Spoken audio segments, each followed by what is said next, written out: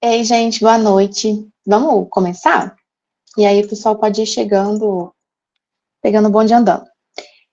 Hoje quem vai apresentar essa aula sou eu e a Vitória. A gente pensou num título, né, para ela, para tentar, de alguma forma, conversar as nossas metodologias, né, que decidindo lá, a gente optou por chamar essa aula de Aspectos da Pesquisa Teórica em Psicanálise, Fundamentos e Operadores, né? Então, mais uma vez, boa noite para todo mundo. Para quem não Boa sabe, noite, gente. meu nome é Maria Caroline, eu sou doutoranda do Programa de Pós-Graduação em Psicologia da UFCJ, membro do GIBALA, e a minha pesquisa se chama Uma Historiografia Lacaniana do Corpo, a função do corpo para o ato instituinte. Vitória, você quer apresentar sua pesquisa? E você também? Bom, boa noite, gente. Meu nome é Vitória. Eu sou mestranda do programa de pós-graduação da UFCJ. A minha pesquisa é sobre a constituição do sujeito autista, né? Então, também é uma pesquisa teórica, assim como a da Maria. E, bom, é isso. Pode começar, Maria. Tá, bom, hoje eu queria apresentar para vocês um recorte metodológico da minha pesquisa, né, de doutorado. Então, mais do que expor os resultados, até porque ela está ainda muito incipiente, né? O meu objetivo vai ser compartilhar com vocês, de alguma forma, como que essa pesquisa está sendo construída. E, sobretudo, a partir de qual posição metodológica e epistemológica ela vai se sustentar, né? Quando a gente está falando de pesquisa em psicanálise, a gente não pode esquecer, né, que a escolha do método, ela não vai ser neutra. O método, ele não vai operar como um instrumento neutro de acesso ao objeto que a gente pesquisa, né? Ele vai implicar uma posição ética e política. E falando de psicanálise, clínica também, né? Então, eu acho que é importante situar para vocês como é que nasceu a minha pesquisa do doutorado, que de alguma forma ela é uma continuidade de uma pesquisa que eu já fazia no mestrado, né? Então, aí eu acho que vale lembrar que as pesquisas em psicanálise, de modo geral, elas não costumam nascer de um protocolo rígido, mas de um incômodo. E aí por isso que eu estou trazendo esse contexto para vocês de como que a minha pesquisa de doutorado nasce a partir de uma pergunta que ficou de resto do meu mestrado, né? Então, a pesquisa em psicanálise, ela vai nascer de uma pergunta que insiste, né? De uma pergunta que não vai poder ser respondida facilmente. E aí, por isso, a escolha do método vai se tratar também de uma escolha importante no percurso da pesquisa, porque ele vai justamente delimitar como é que essa pesquisa vai se transcorrer, né? E aí eu vou pedir licença para fazer um pequeno parênteses, para trazer alguns recortes do Freud sobre método em psicanálise. Eu acho que a gente precisa resgatar Freud no sentido de que, bom, ele foi quem inventou a psicanálise, né? E eu acho que ele era um grande epistemólogo, e ele vai ilustrar claramente como que é uma pesquisa em psicanálise em diversos textos e trabalhos dele, né?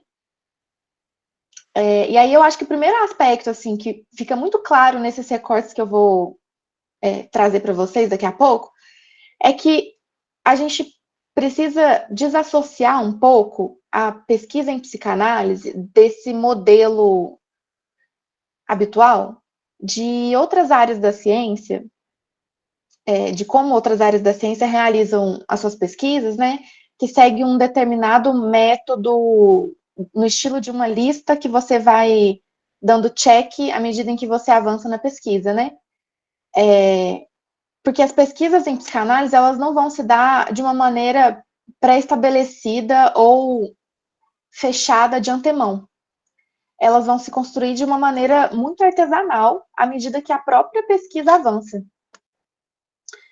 E aí pode acontecer de, no decorrer de uma pesquisa, você precisar de recursos específicos que lá no começo daquela pesquisa você nem achou que ia ser necessário ter que lidar com esses recursos, né?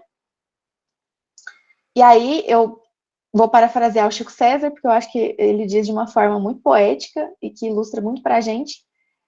Na pesquisa em psicanálise, o caminho se conhece andando. Então, é à medida que a gente pesquisa que a gente vai desenvolver o nosso método, né? E aí pode parecer um pouco confuso, muito abstrato, talvez muitas possibilidades, né? E talvez essa confusão seja importante também para que a gente possa se permitir, né? Uma certa liberdade para criar mesmo, e sair um pouco desse modelo de comparação entre pesquisa em psicanálise e os modelos de pesquisa de matriz positivista, né? E aí o Freud vai dizer, eu vou trazer 4 trechos do Freud, e daria para trazer muito mais, mas eu me contive, vou trazer 4. O primeiro deles vai se encontrar lá no texto sobre o início do tratamento, que vai ajudar a gente a pensar muito sobre essa coisa de como é que constrói um método em psicanálise. E aí eu vou ler. Todo aquele que espera aprender sobre o jogo de xadrez nos livros, cedo descobrirá que somente as aberturas e os finais do jogo admitem uma apresentação sistemática e exaustiva, e que a infinita variedade de jogadas que se desenvolvem após a abertura desafia qualquer descrição desse tipo. O que o Freud está falando? Que a gente, no xadrez, só vai saber os movimentos iniciais e finais. A gente não sabe o que vai acontecer no meio do jogo. E aí ele vai associar isso à pesquisa em psicanálise. E aí ele vai dizer, então, que as regras que podem ser estabelecidas para o exercício do tratamento psicanalítico vão se achar sujeitas a limitações semelhantes. Então, ele compara a metodologia em psicanálise com o jogo de xadrez, né? E aí o segundo recorte vai se encontrar num texto lá de 1915, que para quem conhece Freud sabe que esse texto é muito importante para a teoria psicanalítica, onde ele vai definir o conceito de pulsão, né? É o texto das pulsões e suas vicissitudes. O nome vai variar de acordo com a tradução, pulsões e seus destinos, e algo desse tipo, onde ele vai dizer: não é raro ouvirmos a exigência de que uma ciência deve ser edificada sobre conceitos fundamentais claros e bem definidos. Na realidade, nenhuma ciência começa a contar as definições, nem mesmo as mais exatas. O verdadeiro início da atividade científica está na descrição de fenômenos que depois são agrupados, ordenados e relacionados entre si. Apenas depois de uma exploração mais radical desse âmbito de fenômenos, podemos apreender seus conhecimentos científicos fundamentais, de maneira mais nítida e modificá-la progressivamente, tornando-os utilizáveis em larga medida e, ao mesmo tempo, livres de contradição. Então, o Freud está dizendo que a gente vai analisar um monte de fenômeno para depois conceituar sobre aquilo. E que em nenhuma ciência nasce com um conceito pronto. Vou passar para o terceiro recorte, que particularmente é o meu queridinho, que também é de um texto muito importante do Freud, de 1920, no Além do Princípio do Prazer, onde ele vai lançar para a gente a noção de pulsão de morte, né? Principalmente. Ele vai dizer, lá no finalzinho do texto, o último parágrafo desse texto, ele vai dizer: Freud era sou suspeita para falar, né? Queridinho demais. Ele vai dizer: aqui seria o ponto para se iniciar novas pesquisas. Temos de ser pacientes e aguardar nossos meios e oportunidades de investigação. E permanecer dispostos a abandonar um caminho que trilhamos por algum tempo, se ele parecer não conduzir a algo de bom. Somente aqueles crédulos que exigem da ciência um substituto para o catecismo abandonado se aborrecerão com o pesquisador por desenvolver ou modificar seus pontos de vista. De resto, talvez um poeta nos console pelo vagaroso progresso do nosso conhecimento científico. E aí o Freud vai citar esse poeta, Huckbert, que vai dizer: o que não podemos alcançar voando, devemos alcançar claudicando. Claudicando, para quem não sabe, é mancar. Segundo as escrituras, não é pecado claudicar. Bonitinho demais, né? Então, Freud está falando para a gente, nesse trecho, que não tem problema se a gente fizer toda uma pesquisa para chegar no final dela e descobrir que tudo aquilo que a gente disse antes não responde a nossa pergunta. Porque isso não invalida o percurso que a gente percorreu até aquele momento. E aí, o último trecho do Freud que eu vou trazer para vocês é um trecho de 1923, que está lá nos 2 verbetes de enciclopédia. Esse é mais curtinho. Que ele vai dizer, basicamente, que a psicanálise é o nome de um procedimento para uma investigação de procedimentos mentais que são quase inacessíveis de outro modo. A psicanálise é um método para o tratamento de distúrbios neuróticos baseado nessa investigação. E o terceiro ponto que ele vai dizer é que uma coleção de informações psicológicas obtidas ao longo dessas linhas e que gradualmente se acumula numa nova disciplina científica. Então, basicamente, a psicanálise ela é uma disciplina científica cujo método vai ser estabelecido a partir de um procedimento de investigação que não pode ser acessível de outro modo, a não ser a partir da percepção desses processos mentais. Eu acho que esses recortes todos, eles vão dar coordenadas para a gente de como é que pode nascer e transcorrer uma pesquisa em psicanálise, né? E aí, mais uma vez, eu acho que é importante situar que a minha pesquisa de doutorado, ela nasce no mestrado, onde eu pesquisava sobre os efeitos da violência neoliberal sobre os sujeitos e sobre o laço social. E naquela época, à medida que eu pesquisava, cada vez mais o que se impunha para mim era uma sensação de fatalismo, assim, o mundo ia acabar, não tinha mais jeito, não tinha alternativa possível para sustentar o laço social, assim. Porque cada vez que eu pesquisava mais, que a minha pesquisa avançava, eu me dava conta de que os laços sociais estavam cada vez mais precarizados, né? E, consequentemente, os modos de existência também, né? Só que aí, dessa pesquisa, eu entrei em contato, e acho que isso eu devo muito ao próprio Guibalá, né? Com outras epistemologias. Então, ficou como um resto de um incômodo, né? Como é que seria possível sustentar o laço social diante de uma violência que vai tentar rechaçar o laço, né, o tempo todo? E aí, essa pergunta vai se desdobrar no doutorado a partir do contato com essas outras epistemologias. E aí, isso vai na direção justamente de desenvolver um método próprio que vai buscar pensar como é que os corpos e as histórias vão apontar para a gente essas outras possibilidades de sustentar o laço. E aí, pensando, talvez, um ponto de vista um pouco mais formal, a minha pesquisa, né, ela vai, como o próprio título da aula já disse para vocês, né, ela é uma pesquisa teórico-conceitual que vai articular a psicanálise lacaniana com o campo da historiografia para pensar a função do corpo, né, porque eu estou chamando de ato instituinte. Então, não vai ser uma pesquisa empírica clássica, nem um estudo de caso clínico, mas a clínica atravessa, né, o modo como as questões são formuladas, como os próprios recortes que eu trouxe do Freud ilustram muito isso.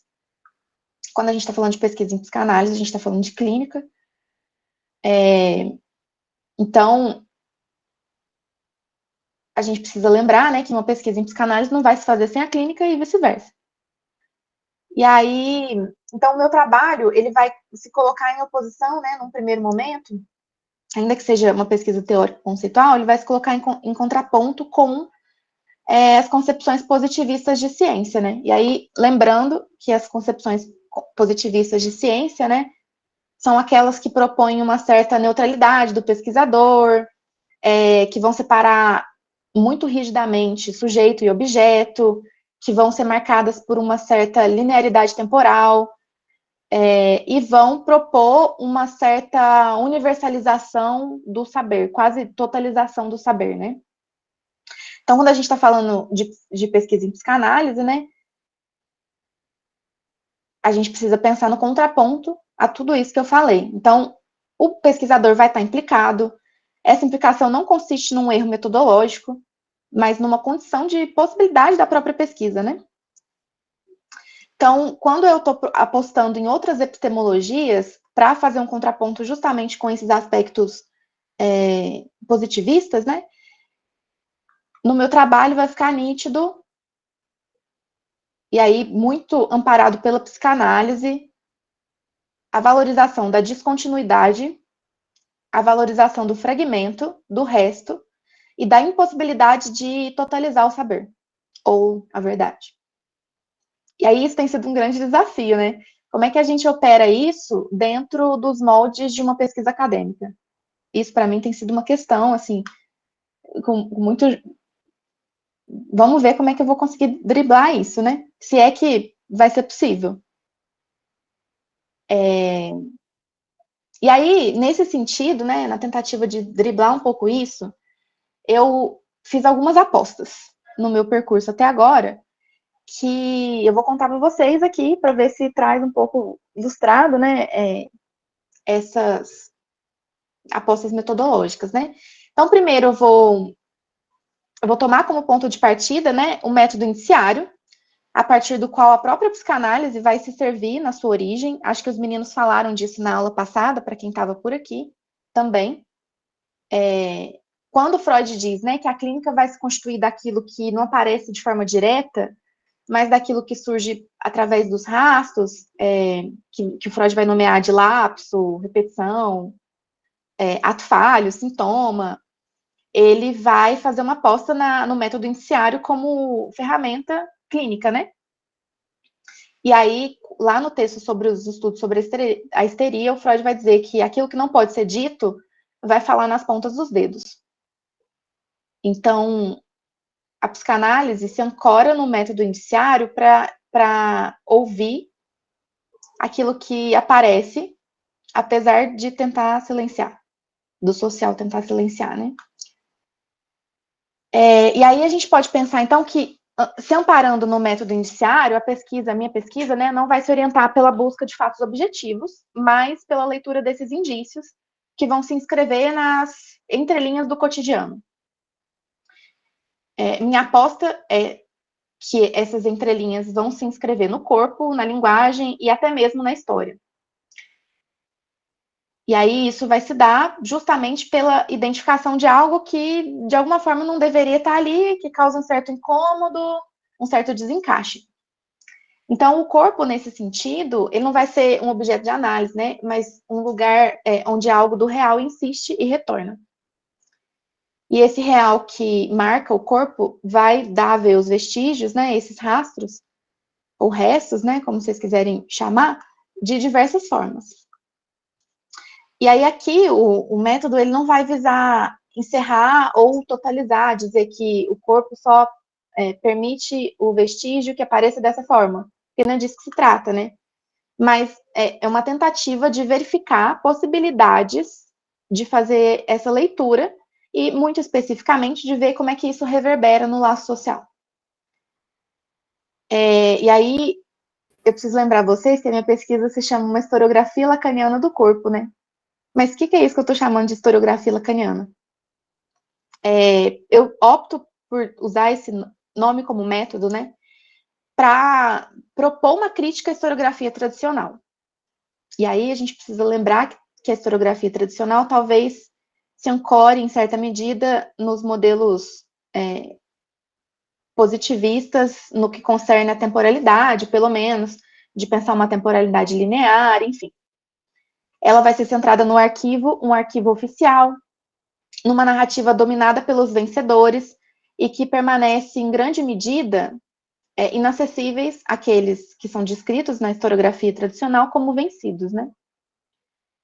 E aí, esse modelo historiográfico vai operar como uma forma de transmissão total, como se fosse o único modelo de registro suficiente para dar conta de transmitir as formas de vida, né?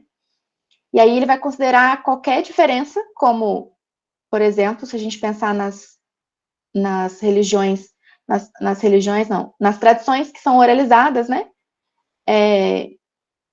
Como inferiores, como desqualificadas ou até mesmo como inexistentes. E aí eu acho que cabe dizer que quando eu estou propondo historiografia lacaniana, eu não estou rejeitando a importância de considerar o arquivo, mas estou questionando a centralidade desse modelo e essa pretensa neutralidade, né? E aí, nesse sentido, seria, então, a minha pergunta é se seria possível pensar uma historiografia baseada ou orientada pela lógica do inconsciente. Uma historiografia que vai levar em conta isso que se apaga dos registros oficiais, mas que aparece a partir dos lapsos, das rupturas, dos restos, das descontinuidades, daquilo que escapa, né, nesse registro. Eu vou fazer um diálogo entre 3 historiadores de Lacan. Eu achei que ia dar tempo de falar um pouquinho sobre eles, mas eu posso voltar a isso depois, assim, se vocês acharem necessário. Vou citar o nome deles, falar brevemente, assim, né, o que cada um deles contribuiu até agora para a pesquisa, e depois eu falo sobre como que eu articulo isso com Lacan. Então, o primeiro historiador que eu utilizo para ancorar esse método se chama Omar Acha, ele é um historiador argentino, que vai pensar na história articulada a partir de Freud. Uma historiadora que se chama Aisha Azoulay, que escreve um texto chamado História em Potencial, onde ela vai propor essa ruptura com o arquivo imperial e pensar na história não como um passado fixo, mas como eu escrevo, depois que quando a Vitória estiver falando, eu escrevo aqui para vocês no chat, os nomes sim. A Aisha Azoulay, né, que vai pensar essa ruptura com o arquivo imperial e vai pensar a história não como um passado fixo, mas como algo que pode ser reescrito. E com Walter Benjamin, que vai pensar a história a contrapelo, mas não só. A contribuição do Walter Benjamin, nesse sentido da minha pesquisa, vem muito da consideração dele sobre as experiências tradicionais, né, que vai estar muito ligada ao trabalho artesanal da vida comunitária. Então, ele vai dizer que a história se faz também nesse lugar. E aí, eu penso esses 3 historiadores para falar depois como que Lacan contribui, então, para pensar a história, né, a historiografia lacaniana, afinal de contas. O primeiro aspecto, né, principal, seria a consideração que Lacan faz no seu primeiro seminário, o seminário sobre os escritos técnicos de Freud, onde ele vai considerar que a história ela não vai se constituir apenas na medida em que ela é vivida, mas na medida em que ela é rememorada no presente. Então, ele vai dizer que a história não é necessariamente o passado, mas se torna passado na medida em que é historiado no presente. Historiado no presente porque foi vivido no passado. Eu vou usar Lacan também para falar da noção de tempo lógico, né? Pensar uma historiografia que não seja marcada necessariamente por uma cronologia linear, mas provocar um tensionamento entre essa ideia, né, de temporalidade linear, introduzindo a lógica de um tempo organizado a partir de cortes, né, de rupturas. E aí essa contribuição de tempo lógico vai ajudar a gente a pensar que o passado ele não é uma coisa que aconteceu exclusivamente que fica congelada e engessada no passado, né? O passado e o presente não vão se organizar de forma linear, mas eles vão se interpelar o tempo todo. Não é à toa que o Freud fala que o trauma ele é sempre significado a posteriori, né? E aí, assim, para finalizar, eu acho que Lacan ele vai também oferecer recursos para pensar isso que aparece no título da minha pesquisa, né? Que eu estou chamando de ato instituinte, que vai operar como um conceito-chave, porque ele vai ser basicamente esse movimento que propicia o corte na lógica de organização social e que possibilita uma certa reestruturação, né? Então, isso que eu estou chamando de ato instituinte, né, vai ser justamente aquilo que vai operar uma mudança de perspectiva e vai fazer a gente pensar que os atos, né, os atos marcantes da história, né, os momentos marcantes da história, eles podem acontecer no cotidiano. Eles vão ser movimentos, né, que vão produzir efeitos simbólicos de reorganização, que pode ser individual, pode ser social, que vão abrir brechas, né? E aí eu acho que um ponto que ilustra muito isso, né, é a metáfora que o Freud vai fazer sobre o cristal, né, que quando um cristal cai no chão e se quebra, ele vai se quebrar a partir de marcas que já estavam inscritas, né, de rachaduras que estavam presentes, ainda que de forma invisíveis, né? Então, quando a gente pensa num ato, né, instituinte, é isso. Se trata de pensar nesse movimento de quebra de uma estrutura, né, que não é tão sólida assim, e que provoca efeitos de reverberação, né? O cristal ele pode rachar em um canto, quebrar em um canto, mas ele todo vai ser marcado por aquelas fissuras que de alguma forma aparecem ali, vão estilhaçar isso, né? Bom, eu poderia ficar falando aqui com vocês, então, muito tempo, porque eu adoro falar sobre isso, mas eu vou passar a palavra para a Vitória e deixar um tempo para vocês fazerem as perguntas no final. Pode ser, Vitória? Pode ser sim. Bom, não sei se vocês todos estavam aqui quando eu me apresentei, mas meu nome é Vitória, eu sou mestranda do projeto da pós-graduação em psicologia da UFCJ. Eu pesquiso a constituição do sujeito autista, e como a Maria já deixou isso subentendido para vocês, a metodologia em psicanálise ela não é posta necessariamente fixa desde o começo da pesquisa, né? Ela vai se tomando forma, tomando corpo ao longo da pesquisa, a partir do problema, de como ele surgiu. Então, eu vou contar para vocês um pouco da minha pesquisa, tentando não me aprofundar muito teoricamente, né? Tentando falar mais da metodologia, mas não tem como a gente não trazer a pesquisa em si para falar da metodologia, né? Então, para falar do método de pesquisa, especialmente de uma pesquisa teórica em psicanálise, eu vou começar do começo. De onde veio a inquietação que se transformou nesse objeto da minha pesquisa.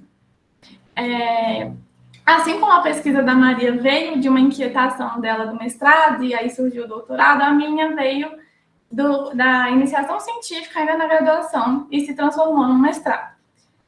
Então, na graduação, eu escutei de um colega que citava uma professora que não é da psicanálise, que o autismo é um autoerotismo sem eros.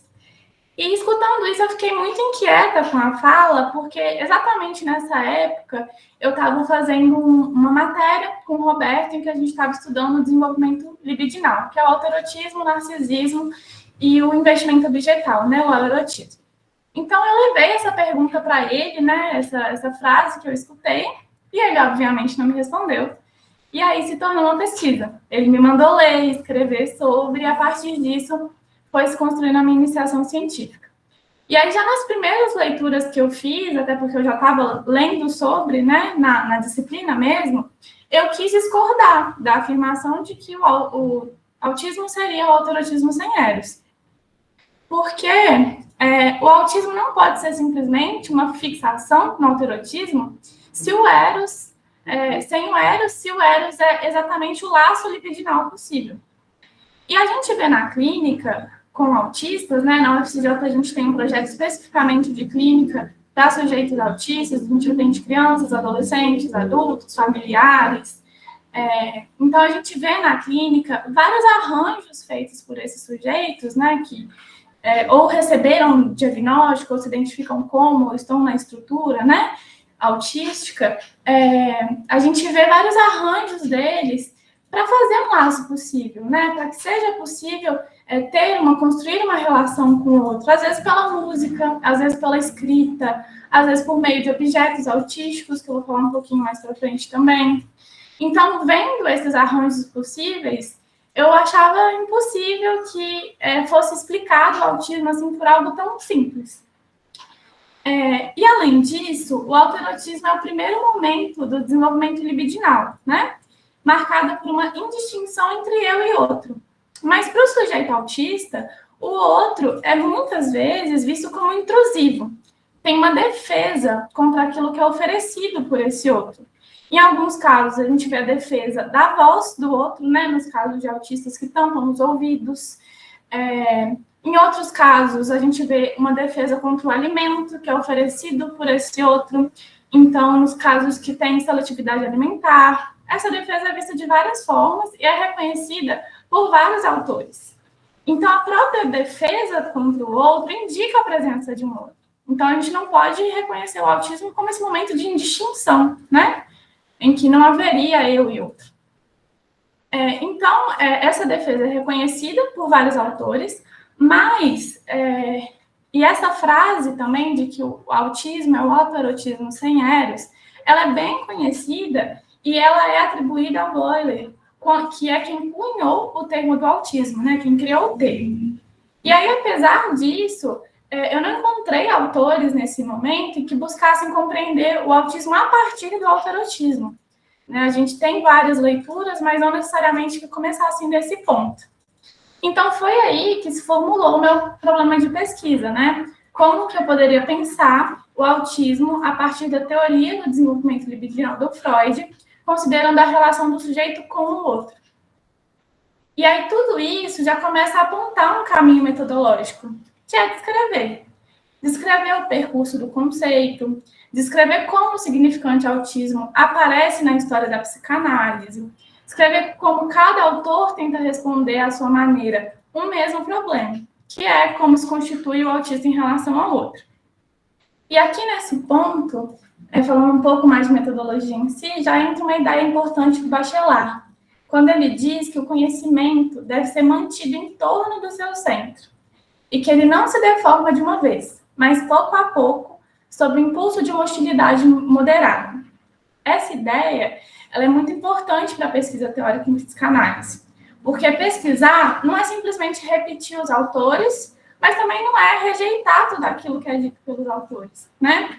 Então, a gente tenta, na pesquisa, manter essa hostilidade moderada, ler os autores, levar a sério o que eles disseram, mas também fazer tensionamentos, questionamentos, e a partir disso reorganizar o saber a partir de um problema. E aí, é justamente nesse ponto que eu também uso na minha metodologia um artigo do Calazans, que ele escreveu com o Thiago Neves, para pensar o método. Né? Eles mostram que a pesquisa não se orienta por um método fixo, mas por um trabalho sobre conceitos. O que eles chamam, a partir da epistemologia histórica, que também é um pouco que a Maria usa, né, de trabalho do conceito. Trabalhar o conceito é fazer ele variar, tensionar limites, colocar em relação com outros conceitos e testar sua capacidade de responder a um problema. Nesse sentido, o método não é um conjunto de etapas, mas um movimento de articulação conceitual. Então, não adianta a gente descrever, vou usar primeiro esse livro, depois aquele, depois tentando criar um método muito específico, tentando criar lógicas, porque vai depender muito dessa movimentação do conceito, né? Daquilo que a gente consegue criar a partir de uma leitura, relacionar com aquilo que já foi lido. Não existe uma forma em que seja fixo. E se a gente tenta manter essa rigidez, a gente acaba perdendo muito de todo esse tensionamento, de todo esse trabalho do conceito mesmo. Então, o método, tanto na ciência quanto na psicanálise, que também é uma ciência, né, opera por meio da retificação e da deformação dos conceitos. Ou seja, pela reorganização do saber diante desses impasses que vão surgindo enquanto a gente vai encontrando esses conceitos entre diferentes autores, né? E isso se articula diretamente com a ideia de que o conhecimento não se produz por acúmulo, mas por ruptura e reconstrução. Então, isso é o que a gente chama de desqualificação qualificante. É sobre usar os mesmos termos, mas deslocar o sentido, produzindo novas articulações conceituais. Então, não é só criticar um conceito, não basta eu chegar e falar, para mim, por causa disso e disso, o autismo não pode ser o autorotismo sem Eros. Mas eu preciso fazer esse conceito que eu estou discordando funcionar de outro modo, né? Então, entrar numa outra lógica, construir uma lógica própria, para que a pesquisa não seja só uma repetição desses autores que eu estou utilizando, né? Então, é nesse ponto que a psicanálise opera por meio daquilo que o Lacan chama de subversão. Um deslocamento que reorganiza o campo de saber a partir de um impasse que é colocado como um problema de pesquisa, né? No caso das pesquisas teóricas especificamente. Então, isso permite pensar que uma pesquisa em psicanálise não se orienta pela busca de respostas, mas pela problematização e produção dessas novas articulações. E aí, nesse ponto, eu volto a citar o Bachelard, que também diz que a verdade é filha da discussão. Ou seja, o conhecimento não nasce da concordância, mas do confronto entre ideias, conceitos e hipóteses. E uma outra coisa muito importante que ele diz, especialmente para a minha pesquisa, que tenta fazer esse retorno a Freud para entender o autismo, é que a negação deve permanecer em contato com a forma primeira. Isso significa que quando a gente nega uma teoria ou hipótese, a gente não está simplesmente descartando ela, mas a gente está trabalhando a partir dela, um movimento de transformação. Então, se a gente pensa que a própria palavra autismo foi cunhada por Bloyer em diálogo com Freud, em um contexto em que ambos trocavam cartas, discutiam o conceito de alterotismo, e aí nesse ponto é importante eu contar para vocês que até existe uma discussão se o Bloyer realmente descreveu o conceito, o autismo como um alterotismo sem eros. Não é possível, nas pesquisas, né, tem até uma tese, uma dissertação de uma autora, se eu não me engano é Tatiana Scalzo, que ela mostra que não existe na literatura essa frase exata do Bloyer. Mas, apesar disso, a gente sabe que o Freud e o Bloyer trocavam cartas sobre o alterotismo na época em que o Bloyer descreveu o autismo num contexto de demência precoce. Então, ele colocava o autismo como um sintoma primário da esquizofrenia, baseando na teoria de Freud, né, na teoria do alterotismo, para descrever um descolamento da realidade, né, um fechamento do paciente do seu próprio mundo interior. Então, foi nesse contexto que o nome autismo surgiu. Então, é muito importante entender o autismo a partir de como ele surgiu, né? Então, dessa relação com o alterotismo. Então, estudar o autismo a partir do alterotismo não é um desvio, mas, de certa forma, um retorno a essa forma primeira do conceito, né? Como indica Bachelard, que a negação deve permanecer em contato com a forma primeira. Então, o que o Bachelard chama de dialética é justamente esse movimento de reorganização do saber, um movimento que amplia as bases do conhecimento, sem abandonar completamente aquilo que veio antes. E eu acho que isso descreve muito bem o movimento da minha pesquisa, né? Ela começa com uma frase que me incomodou, passa por uma discordância inicial, depois passa pela leitura de vários autores que falaram sobre o autismo, tentando fazer essa retomada histórica, a compreensão de como o conceito foi se transformando e foi se ampliando, se reduzindo em cada autor. Então, eu tento reorganizar esse saber a partir de um ponto específico, que é a teoria do desenvolvimento libidinal do Freud. Esse percurso todo, esse retorno a Freud especificamente, ele aconteceu na iniciação científica, quando o objetivo era fazer esse retorno. E aí, o Freud propõe que é preciso haver um caminho, um direcionamento, para que a libido seja investida nos objetos. É isso que a gente chama de desenvolvimento libidinal. Então, o primeiro momento é o alterotismo, em que a libido está investida no próprio corpo, mas ainda não existe um eu organizado, né? Uma imagem desse corpo formada, e as pulsões estão dispersas. Aí o segundo tempo, né, é o narcisismo, que é quando acontece essa unificação corporal e a formação do eu. Freud aponta que isso acontece a partir de uma nova ação psíquica, que se trata do investimento desse outro. Então, a partir do investimento do outro, que nesse primeiro momento é a figura que cuida, que nomeia os choros, que oferece os significantes, o bebê passa a se identificar com uma imagem idealizada que os pais constroem dele, que é o eu ideal nomeado por Freud, né? Então, numa neurose, esse é o caminho. O alterotismo, pulsões dispersas, o narcisismo, a constituição do eu a partir disso que é oferecido por esse outro, parental, né? E aí, depois disso, com a identificação com o eu ideal se torna o primeiro objeto de investimento libidinal, e depois desse primeiro investimento, é possível fazer o investimento para o mundo externo também. Então, a partir desse entendimento e das leituras de como o conceito foi se constituindo ao longo do tempo, a hipótese que começou a surgir na pesquisa foi a seguinte: se a constituição do eu, na teoria freudiana, depende da identificação com o eu ideal oferecido pelo outro, o que acontece quando esse outro é vivido como intrusivo e ameaçador? Como vários autores escrevem no autismo. Se há uma defesa contra aquilo que vem do outro, a voz, o olhar, o alimento, o próprio contato físico, muitas vezes, então é possível supor que os próprios moldes oferecidos pelo outro para a constituição do eu ideal também sejam recusados. Nesse caso, como que eu se constitui no autismo?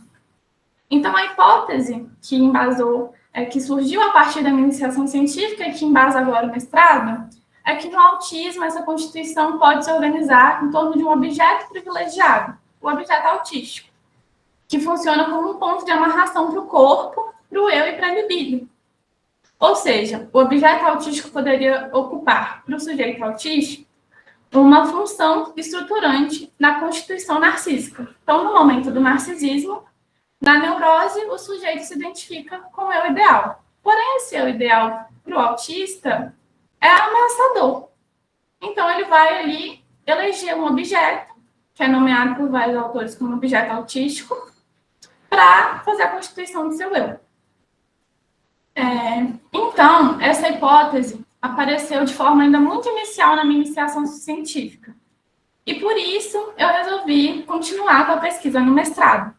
Porque embasar essa hipótese exige um aprofundamento teórico muito maior, principalmente a partir da teoria lacaniana, já que esses autores que apontam a defesa do sujeito autista em relação ao outro, que nomeiam o objeto autístico e trabalham com ele, são autores de orientação lacaniana.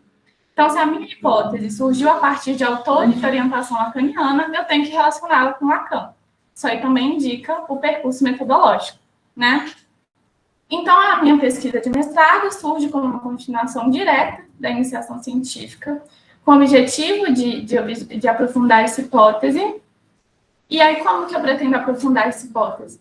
Quando Lacan descreve o estágio do espelho, ele faz uma relação direta com o narcisismo freudiano, né? Ele aponta que o estágio do espelho tem essa relação com o narcisismo freudiano. Então, meu ponto de partida foi esse, exatamente em que o Lacan relacionou a sua teoria com a do Freud. A partir do estágio do espelho, o Lacan também constrói o grafo do desejo, que aponta também um caminho de direcionamento libidinal. Então, a minha intenção no mestrado é relacionar o que eu peguei na pesquisa de iniciação científica de Freud, né, esse retorno a Freud, com o estágio do espelho e, posteriormente, com o grafo do desejo. O primeiro momento do estágio do grafo do desejo é o estágio do espelho, né? Então, por isso essa relação. E aí aqui aparece novamente uma questão de método importante na pesquisa. O método também não aparece no mestrado como um conjunto de etapas pré-definidas. Ele vai se construindo a partir do problema, das leituras, das hipóteses que vão surgindo e das articulações teóricas que vão se fazendo necessárias a partir dessas leituras, né? Então, não foi escolhido, primeiro, um método para depois aplicar o estudo do autismo, né? Foi o próprio problema do autismo, pensado a partir do desenvolvimento libidinal, que exigiu esse determinado percurso teórico de penetração, que passou por Freud, pela história do conceito do autismo, pelos psicanalistas que debateram esse tema, até chegar em Lacan. Então, nesse sentido, o método em psicanálise, ele muitas vezes só pode ser escrito depois, retroativamente.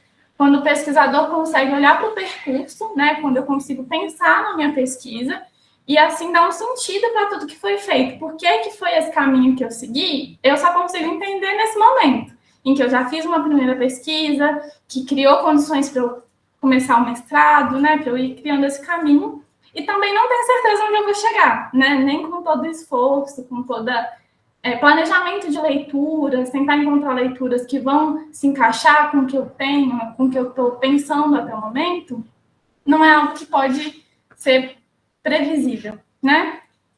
Então, o método da minha pesquisa é fundamentalmente um método de leitura, de articulação conceitual e de escrita. Ou seja, se trata de uma pesquisa bibliográfica, mas não no sentido de levantamento de textos, e sim no sentido de acompanhar o percurso do conceito, o percurso de um significante, no caso, o significante autismo, ao longo da teoria psicanalítica. Assim, o primeiro passo não poderia ser outro se não retomar a história do próprio conceito de autismo, como eu fiz na iniciação científica.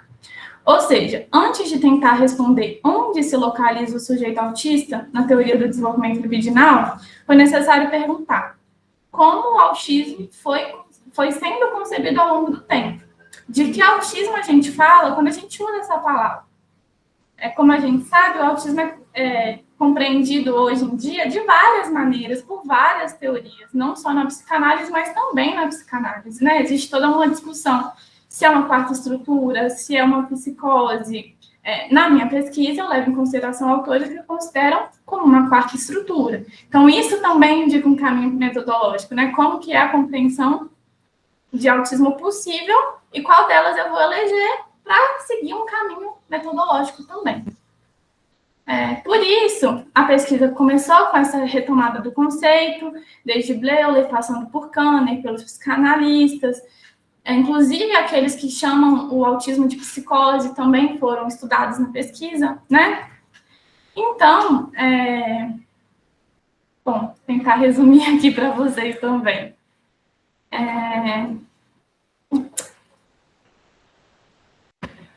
A pesquisa foi, pouco a pouco, se deslocando de uma teoria do desenvolvimento para uma teoria da constituição do sujeito. E é justamente nesse ponto que a teoria lacaniana se tornou fundamental para a pesquisa. Se a pesquisa em psicanálise se orienta pelo trabalho do conceito e pela subversão, então a entrada de Lacan não é apenas uma ampliação teórica, mas uma exigência do próprio problema, porque eu cheguei até aí, não tem como eu ignorar, né? Depois que a gente chega no ponto. Até tem, né? A pesquisa não anda. Então, como Lacan retoma o narcisismo freudiano a partir do estágio do espelho, colocando em jogo a constituição da imagem corporal e do eu como efeito dessa relação com o outro, é disso que a gente está tratando quando a gente pensa no próximo passo, né? Então, por fim, mais do que, como eu disse, né, aplicar esse método previamente definido, a pesquisa vai se construindo como esse percurso de leitura, de problematização, de articulação. Ela partiu dessa inquietação, atravessou diferentes autores e conceitos e vai continuar atravessando, né, até o ano que vem, quando a minha pesquisa de mestrado se chegar ao fim, mas talvez não vai chegar, né, igual a iniciação também não chegou, precisa continuar. E costuma ser sempre assim, né, Maria? E é nesse movimento de leitura, atenção, elaboração, que a gente vai definindo o método de pesquisa enquanto ela vai acontecendo e principalmente depois que ela acontece, que a gente consegue ter uma leitura retroativa do caminho que foi percorrido. É isso. Acho que a gente pode abrir para perguntas, né, Maria?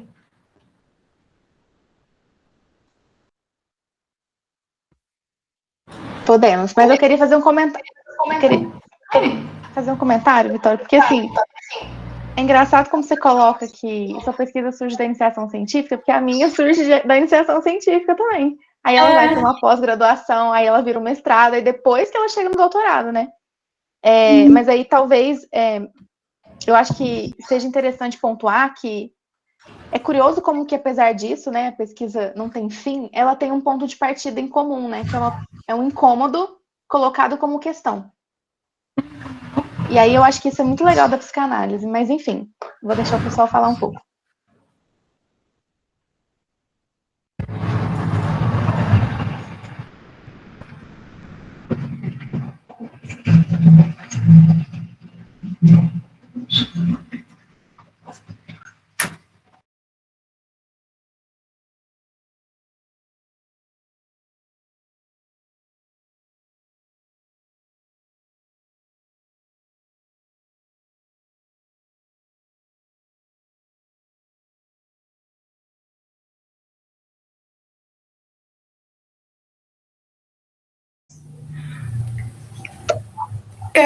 Eu tenho uma pergunta, mas primeiro eu queria parabenizar tanto a Vitória quanto a Maria.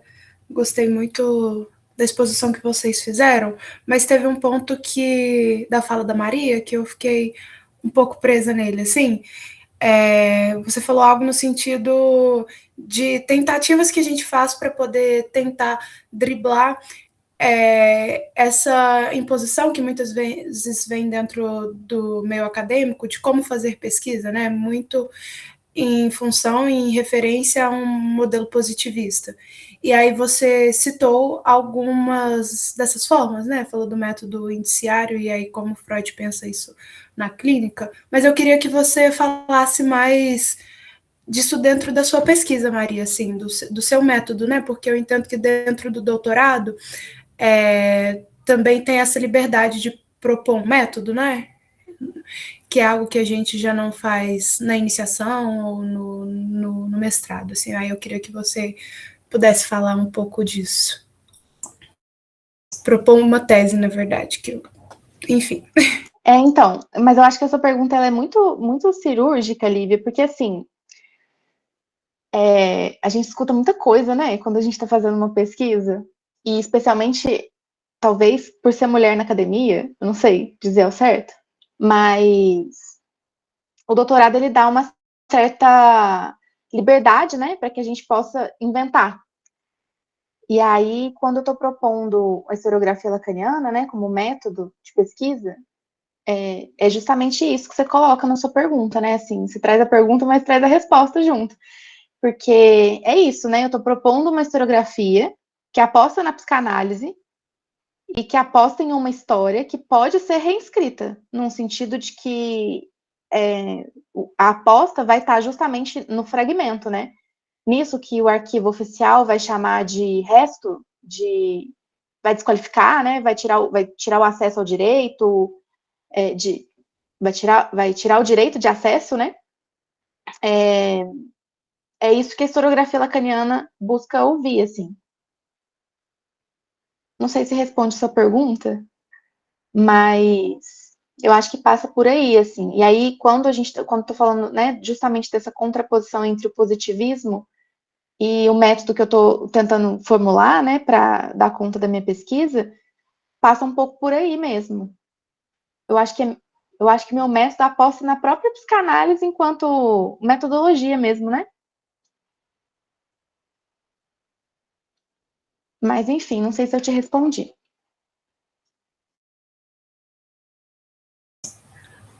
Acho que responde sim, Maria. E eu acho que não sei, assim, um incômodo que eu sinto às vezes dentro da academia, talvez por uma incompreensão mesmo de outras áreas, de outros campos, dessa questão epistemológica, assim. Mas respondeu. Mas aí eu acho que isso que a Vitória traz na fala dela, né? Ela cita o Calazans e o Tiago, mas eu pensei no Canguilhem também, que ele elabora o trabalho de conceito, né? Eu acho que isso ajuda muito a gente a pensar nessa construção metodológica, né? Como que a gente, enquanto psicanalista, que se propõe a fazer pesquisa, pode se apropriar de outros campos para propor justamente isso que é um tensionamento entre áreas, né? Então, quando eu estou falando de historiografia, eu estou pegando um conceito que não é psicanalítico para tensionar algo que, para mim, apareceu como uma questão, assim, dentro da psicanálise. E aí, justamente por fazer contraponto a esse modelo positivista e academicista, talvez, não sei se eu poderia chamar assim.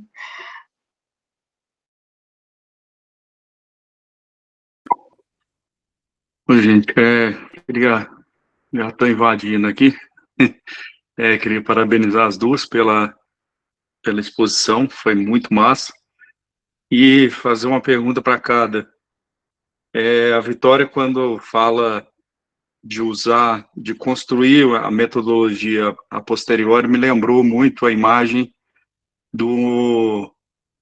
de pegar um carro para uma viagem e olhar a metodologia pelo retrovisor. Então, assim, o caminho já foi percorrido e eu vou subir o olho para o retrovisor para olhar para trás. E, da mesma forma, queria perguntar para Maria sobre a questão... Vitória, queria ver se isso é viagem da minha parte ou se faz sentido. E para Maria, eu queria perguntar sobre como é encarar o desafio de tentar construir uma metodologia de pesquisa. Porque eu acho que se eu entendi certo, a historiografia lacaniana é algo em aberto, é algo que não existe. Era isso, para deixar para vocês. Vitória, você quer começar? Pode ser. Eu achei muito legal, Bruno, a imagem de olhar pelo retrovisor, assim, porque para mim foi bem isso. Para ser sincera, assim, até me expondo aqui um pouquinho, teve um determinado momento que eu cheguei para o Roberto e falei, mas qual que é meu método? Eu não sei, eu fico só lendo e escrevendo e relacionando. E aí ele falou, para, escreve, de onde surgiu a sua pesquisa? E aí, nesse movimento, é claro que quando a gente vai escrever um projeto, a gente pesquisa tipos de metodologia, e a gente escreve porque precisa ser feito, né? Mas quando eu parei, olhei o percurso que eu construí, assim, ao longo das duas pesquisas, né, da iniciação e agora do mestrado, eu percebi isso, que realmente o método estava ali o tempo todo, mas ele dependeu de cada passo que eu dei. E às vezes é isso, quando a gente está muito de perto, a gente não enxerga, né? E precisou de se passar aí um tempo para eu olhar para trás e entender que teve um método. Então, achei muito legal essa ideia do retrovisor. Não acho viagem nenhuma. Acho que descreve bem.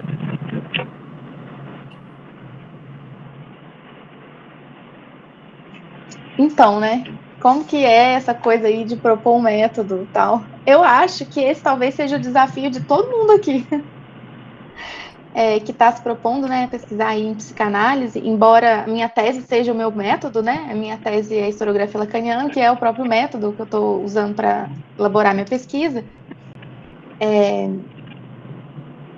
Não vou dizer que está sendo fácil, porque especialmente eu não sou historiadora, né, então eu estou tendo que me debruçar sobre uma área que não é a minha. Ainda que eu sinta muita liberdade, num certo sentido, de me propor articular com Lacan, né? Então, num certo sentido, tem sido incômodo, num certo sentido, confortável. E aí eu acho que no final a pesquisa vai ser uma grande aventura entre dosar incômodo e conforto e formular alguma coisa que faça minimamente sentido no final desse percurso. Ou não faz sentido nenhum, e aí eu posso elaborar uma outra pergunta e fazer uma outra pesquisa, de repente. Não sei se responde, Bruno, a sua pergunta, mas é isso, assim.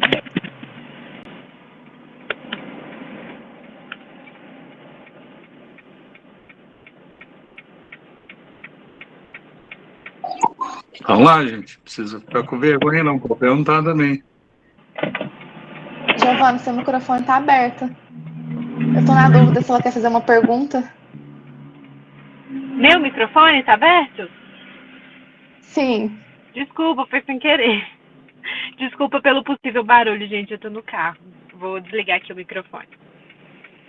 Mas, gente, não fiquem inibidos. Podem fazer perguntas. Fiquem à vontade. Gente, boa noite. Eu não sei se é uma pergunta, não é uma pergunta, mas é só o que passa, assim, da tensão entre, né, o que eu escutei da Maria e da Vitória, sobre pensar a pesquisa nisso de tensionar e ser um risco, né? Um risco no sentido de que a gente está tensionando algo que a gente não sabe se no final vai ter uma resposta ou não. Isso de, às vezes, ter que, no meio da pesquisa, voltar, retomar lá o início e falar assim, não, vamos por outro caminho. Isso gera questões também, angústias ali na hora de fazer a pesquisa. Eu acho que são atravessamentos que não só não vai trazer aqui, né, para um momento metodológico, mas o que isso atravessa em vocês na pesquisa. Como que às vezes ter que parar, voltar um pouco e pensar assim, nossa, vamos tentar outro caminho. Isso gera questões aí, né? Provavelmente. Então, se tiver uma brecha aí, seria algo interessante de comentar. Eu posso começar, Vitória? Eu acho, Eva, que essa questão de ter que voltar e olhar e repensar, assim, causa bastante desconforto, mas não no sentido propriamente de revisar a pesquisa, no sentido de que, estando dentro de modelos acadêmicos, a gente tem um tempo para fazer isso, né? Então, diferente do Freud, quando ele está elaborando a teoria dele e ele volta sem nenhum rito, né? Sem nenhuma, como é que eu poderia dizer? Sem grandes cerimônias, a gente tem um prazo para cumprir, né? E aí eu acho que sempre fica um resto. Sempre fica um resto. Tanto que minha pesquisa de mestrado, ela se torna minha pesquisa de doutorado. Então foi um resto que ficou, porque realmente não deu tempo de revisar, não deu tempo de voltar atrás, de olhar e de falar, não, O que eu queria, a dissertação perfeita seria essa. Não deu tempo. Aí eu acho que talvez essa questão, para mim, pelo menos, aparece muito incômoda nesse lugar de... Mas, ao mesmo tempo, é muito bom que a gente tenha um tempo, né, para finalizar. Eu acho que isso é importante, afinal de contas, estou pesquisando uma história que se propõe a pensar nas rupturas, né? Eu acho que a urgência tem uma função, mas acho que talvez o incômodo principal, assim, seria essa questão do tempo. Não sei se para a Vitória pega no mesmo lugar, mas gostaria de ouvir ela também. Para mim, a questão do tempo pega muito. E, para mim, assim, inicialmente também era uma questão de, talvez, de coragem, de dar a cara a tapa, assim, de pensar quem sou eu para propor uma hipótese que explica a constituição do autismo. Então, eu acho que tem aí vários pontos, assim, do tempo ser como a Maria falou, né? É ruim que a gente tenha um tempo determinado, mas também é bom, porque a gente vai mantendo aí um ritmo, vai encontrando o ritmo possível, às vezes mais, às vezes menos, né? Às vezes trabalhando com mais intensidade, às vezes precisando dar pausas, isso também é importante. Mas para mim um ponto que pegou muito também foi o ponto da coragem de não ficar só nessa repetição de autores, como eu trouxe, né? Que o método não pode ser só isso. Então, inicialmente, eu tendia a ficar nesse lugar mais seguro. Ah, fulano fala isso, fulano fala aquilo, e tentar relacionar esses fulanos, para mim conseguir colocar algo de meu, foi talvez uma dos principais desafios, assim. Não sei se eu me perdi um pouquinho na pergunta, mas é isso. Não, super responderam, gente. Mas acho que é isso, são angústias que passam e quando eu vou pensar em pesquisa, eu acho que traz muito isso, né, o método. Obrigada, meninos.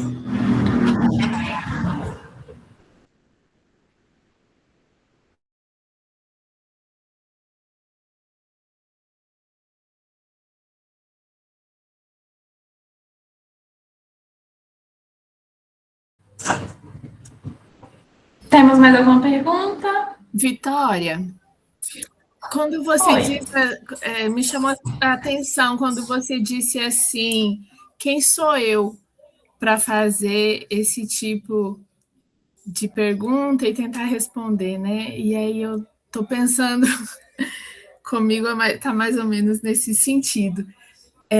Como você tratou disso, assim? Olha, Jane, é muito em análise mesmo. Tratei em análise. E assim, o Roberto, que é meu orientador, né, foi um grande apoio também nesse percurso de me motivar a sair um pouco dessa repetição, assim. Na iniciação científica, foi só nos últimos meses que eu percebi que eu já tinha uma hipótese, porque antes era difícil para mim reconhecer isso. Foi quando eu revisitei tudo que eu tinha escrito até então que eu consegui enxergar que eu estava dizendo algo ali entre as entrelinhas. Então, acho que para mim foi um percurso de tempo, né, de poder ir produzindo e colocando minha marca aos pouquinhos, para depois encontrar ela ali, ver que já tinha algo de meu. Também o apoio do orientador realmente me ajudou nesse processo, e trabalhar isso em análise também me ajudou muito, sem dúvidas. Obrigada.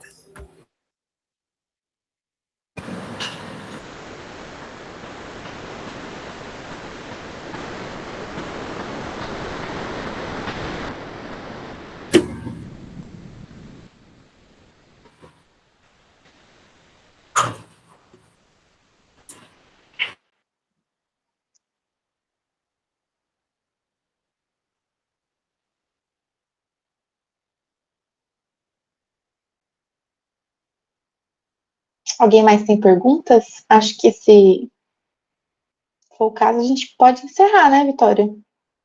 Ou a gente espera mais um pouquinho, ver se o pessoal tem alguma pergunta. O que você acha? Alguém se pronuncia? Mais alguma questão?